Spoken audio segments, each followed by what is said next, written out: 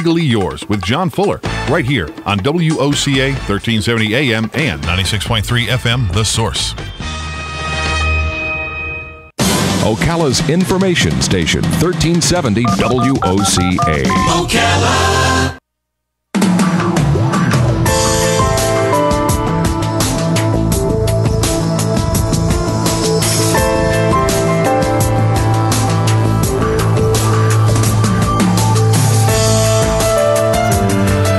All right, 5 minutes after 10 o'clock. Thank you for tuning in this morning. Wow, great interviews this morning. Yeah.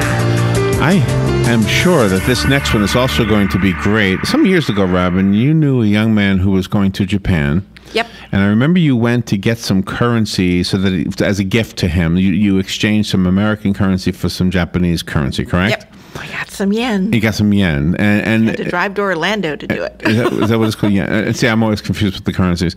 But it is hard to believe, but wonderful, really, that the two countries that were once enemies, I mean, in our parents' generation, are absolute friends and allies now. And it is such a horrible thing to think about the 2 atomic bombs that were dropped on Japan. And, of course, it's a very horrible thing to think about the Pearl Harbor attacks. But the fact is, that was then, this is now. We're friends, and amazing friends. They do some amazing stuff over there. Mr. Yuki Oikawa is on the phone. I hope I'm saying his name correctly. He's a political commentator of Japanese politics, Japanese-American relations, China's political and human rights environment. And they got a little twerking. They need tweaking, not twerking. They got a little tweaking. Maybe twerking would help. They got a little tweaking they need to do. Yeah. Mr. Oikawa is also a historian. He serves as the director of foreign affairs for the Happiness Realization Party of Florida of Japan. Yeah. Which we have. Sorry, we need one here. He's a reporter for The Fact, which is a Japanese network television program, and he's on our phone. How about that? What an honor. Mr. Yuki Oikawa, first, I hope I'm saying your name correctly, and good morning. How are you? Good morning, Larry. This is Yuki here. Where are you? Actually, I'm now in New York City, but usually I'm in Tokyo, Japan. Usually you're in Tokyo, but today you're in New York? Yes, I'm in New York at the moment. Is that your first time in New York? No, I used to live, when I was young, I learned American language in New York, and then I worked for American company in Wall Street. That explains the accent. You got that New York accent going. When I opened up with bringing up the topics from World War II, is that a sore subject for both of us? I mean, is it a sore subject for America, a sore subject for Japan? Mm-hmm. Is it? Yes.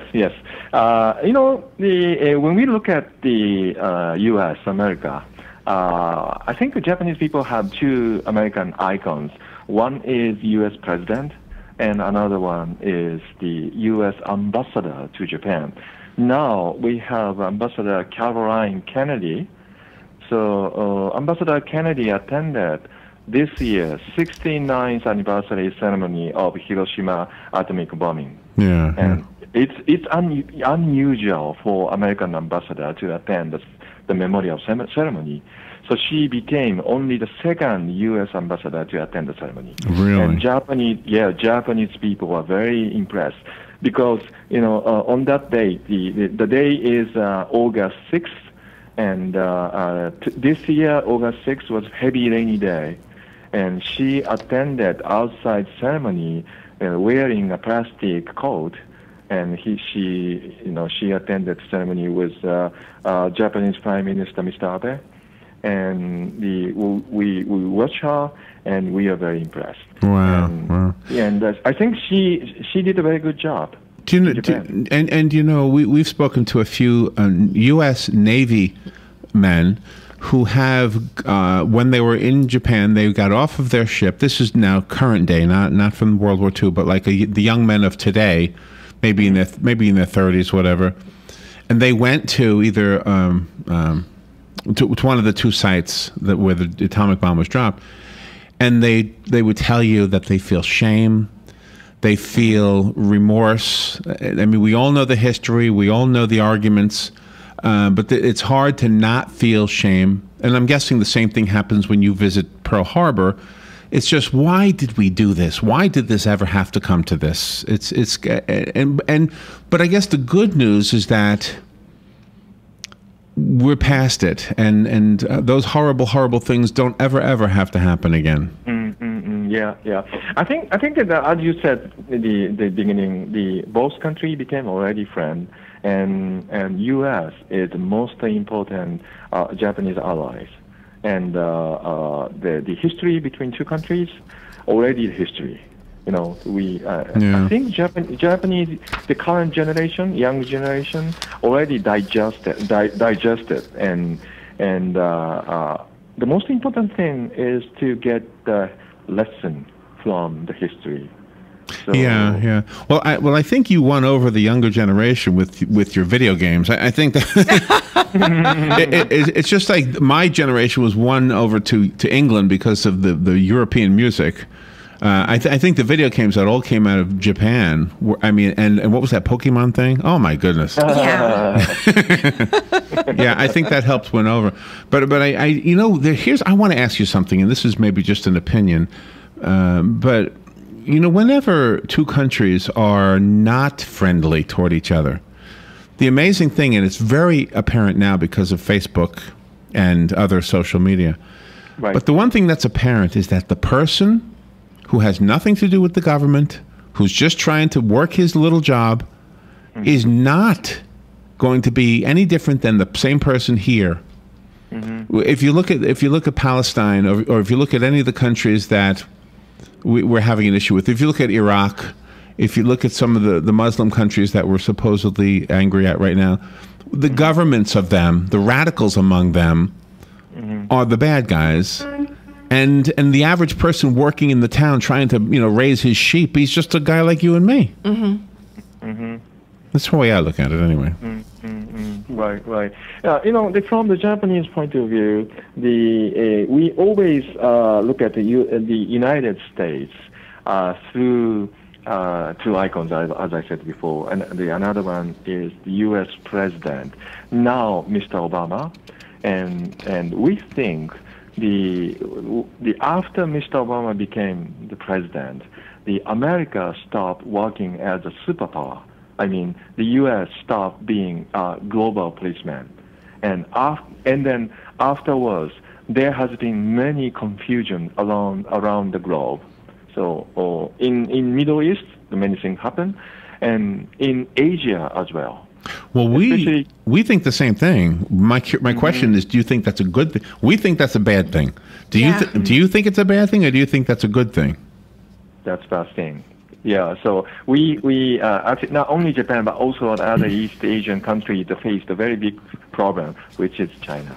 China is in a rise. China began aggressive takeovers in South China Sea this year.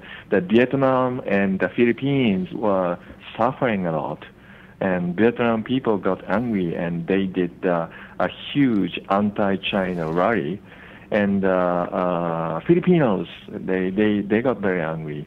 And now the Hong Kong people, Hong Kong of course belong to China. Yeah. However, Hong Kong enjoy one country, two systems. So their political freedom should be promised, protected. However, now they suffer from the Beijing government's decision to take over their political freedom. And we do feel the same way. So it sounds like you agree the way we feel it. It is a bad thing. We do have less of a backbone right now. And you have also spoken to the protest leaders in Hong Kong. How were you able to manage that with getting them to trust you? Right. I visited Hong Kong several times this year, and I met the pro-democracy leaders, both the political party side and the student side. And they are very pure. They always insist on realizing the real democracy and freedom in Hong Kong, and they had expected the Beijing government to provide the universal suffrage and which was promised long before. However, they got a very bad decision. So that's why they are now protecting. They are doing a demonstration, but if you look at the Hong Kong situation, the Hong Kong students, they don't have any power to solve this problem. They cannot persuade the Beijing government. So that's why they has no way out. But yeah, that's how it looks. Yeah. Yeah, but if they continue to work hard and continue their the protests, and then international community stand with them, they could have the opportunity. Okay, However, and can I ask you this question? The young people of Hong Kong really do seem to be the ones who are really trying to kind of hold on to that promise that they were given. The young people of the rest of China could help. Are they unaware of what's happening, or are they out of touch? Do they not have social media and all that? That's the point. The mainland China, the Beijing government, they are very working hard to block this information to the people in mainland China. Yeah. Especially young generation. However, I think already the many information. So or the young people in mainland China got enough information. So I think China they will change. China has so much money all of a sudden. They recently, was a news item, just to give it one small example, they recently bought the Waldorf Astoria in New York. Yes. Okay, now I don't know if that's Hong Kong Chinese or Beijing Chinese, but the Chinese bought the Waldorf Astoria. So they are becoming like this huge superpower. And politically, what does that mean for us? What does that mean for the rest of the world? Is that a good thing or a bad thing? Okay. Yeah, they're both a good thing and a bad thing. But the Chinese economy has boosted this 30 times to what it used to be in 1990s. However, we have to be very careful. There must be a huge bubble. There will be a critical situation very soon. So that's what we expect. So that's why the Chinese money, I don't know how long it will continue. And also the political side. The China has been always the propaganda machine in Asia and also in U.S. So China always use the historical issues to control the world, especially Japan. So, for example, the Nanking massacre. It's occurred before World War II in Nanking City. So, and I think about 20 years ago, the Irish Chinese American published the book The Rape of Nanking, which became bestseller. And after the Rape of Nanking became bestseller, the Japanese and other Western historians analyzed that book, and we realized that this book was a tool of the Chinese government propaganda. Is Japan being looked at by the Hong Kong Chinese, the ones who want to maintain what they got when Britain was in charge? Are they looking at Japan as the police? The Hong Kong Chinese, they are very mixed. The younger generation, students, and the pro-democracy people are very, always seeking the real freedom.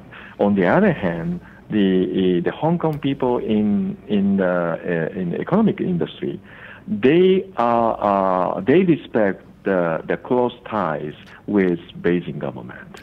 That's why they are pro-China. Mr. Yuki Oikawa, we have to take a little break. We are very interested in what you're saying, and I know the phone has been ringing. I will take some calls after the break, if that's okay with you. But I want to just take a little break here. We got a weather forecast and a couple of commercials, and we'll be right back. This is The Source, WOCA. The weather is brought to you by myfwc.com. Safe boating is no accident. After some morning fog patches, partly sunny today and warm this afternoon, high 83 to 87. Mainly clear tonight, low 61 inland, 67 on the coast. There'll be some fog around late tonight and tomorrow morning. Otherwise, sunshine mixing with clouds tomorrow and warm. A shower or thunderstorm in spots in the afternoon, the high 82 to 86. On Friday, partly sunny and cooler, high 76 to 80. From the Florida Weather Center, I'm meteorologist Joe Lundberg.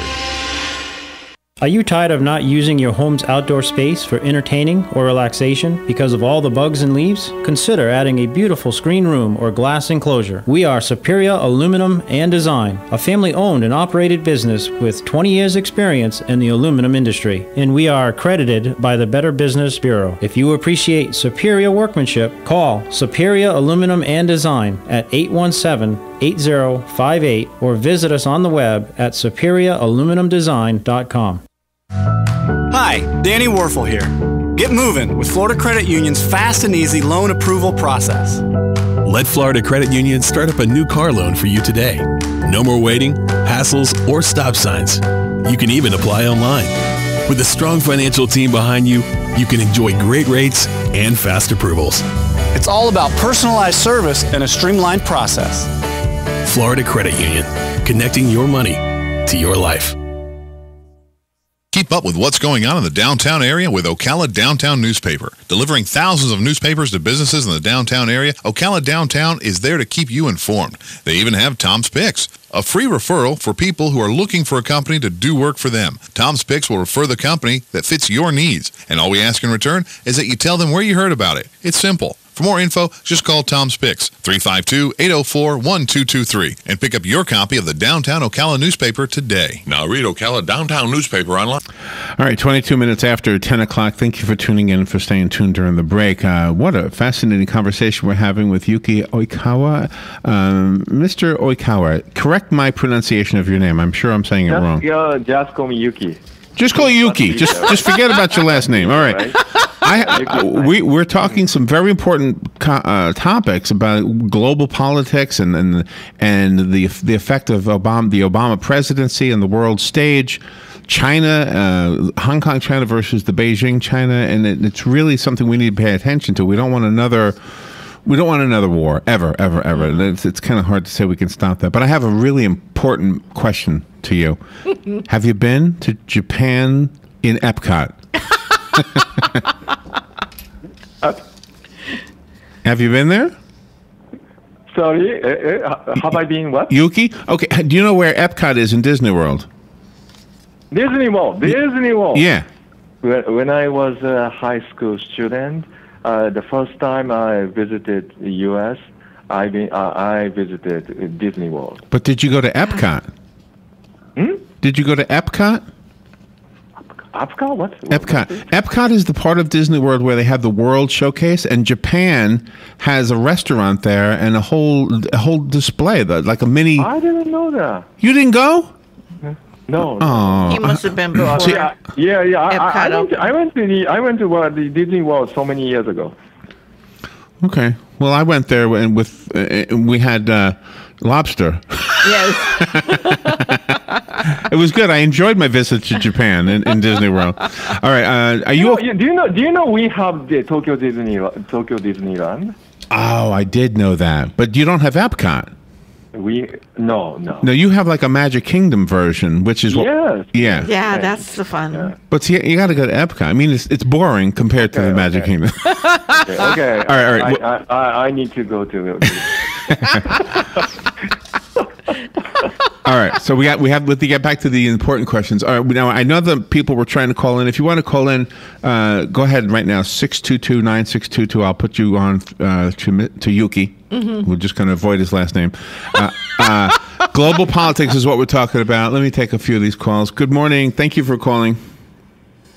Yes, good morning, sir.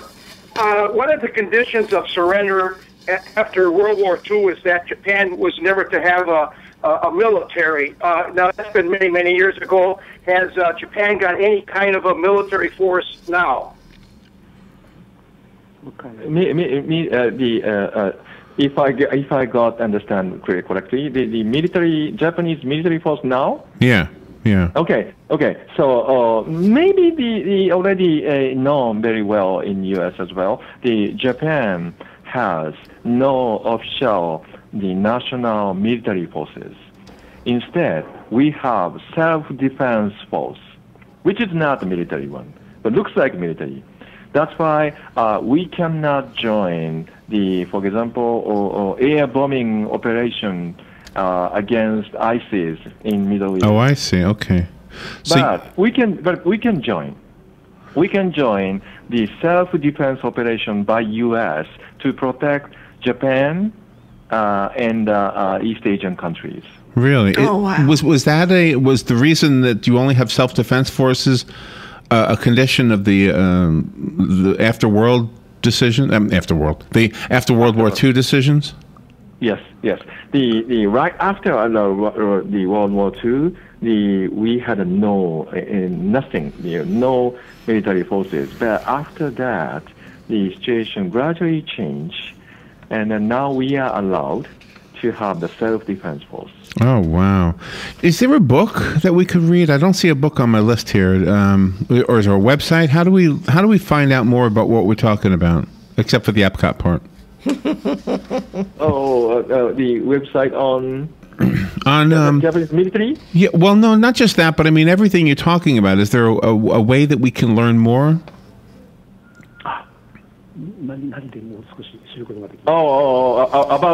About which issues you're talking about?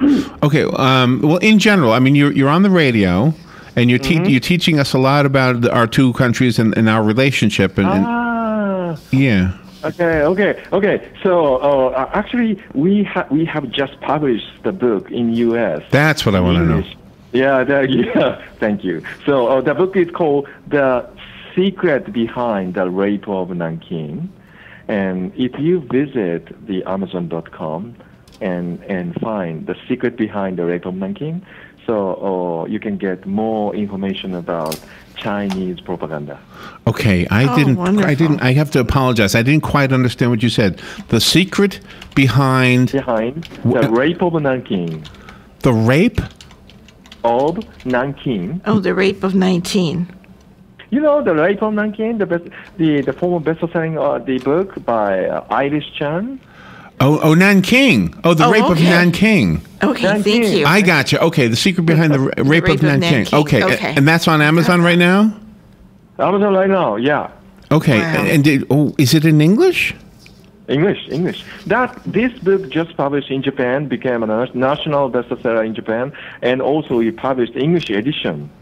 Okay, and is it in US? And did you write this, or this is written by somebody else? The author is the president of my political party, Happiness Realization Party. Is that Iris Chang? No, his name is Oikawa. Oikawa, that's where we live, in Oikawa. It's very confusing. My name is Oikawa. and we live in Oikawa. My name is Oikawa, but forget about Oikawa. I'm Yuki. Okay. I find the Happiness Realization Party very fascinating. Yeah, very fascinating. It's a good name, isn't it? It is. It's a great name. Yeah. We should have one here. We need a Happiness Realization Party. I think so. I think we need. Happiness realization is the goal of the politics. Yeah. Well, and I like the word party in both ways. A happy realization party. Just get together with some balloons and some women. You have to have women for a good party. But the Happiness Realization Party is the Japanese first real conservative party. You know. Oh, is that right? Okay. Yeah. Interestingly, we didn't have a conservative party in Japan. Well, now you do. This is the first one. Well, it's a good party. I mean, it's a good thing to be conservative sometimes. Yuki, thank you so much for being on there with us. We are out of time, but go to Amazon and get The Secret Behind the Rape of Nanking. Yes. All right. What a great interview. Thank you so much, Yuki. Thank you. Have fun in New York. Come to Florida and say hi. Go to Epcot. Thank you very much. All right. We'll be right back.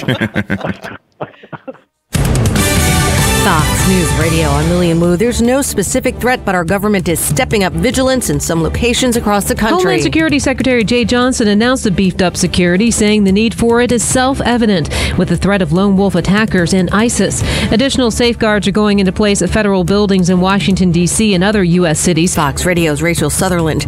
Casey Hickox, nurse quarantined in Maine, says she is prepared to go to court if restrictions aren't lifted by tomorrow. The Maine Department of Health says it will legally enforce the voluntary in-home quarantine if necessary because of the possibility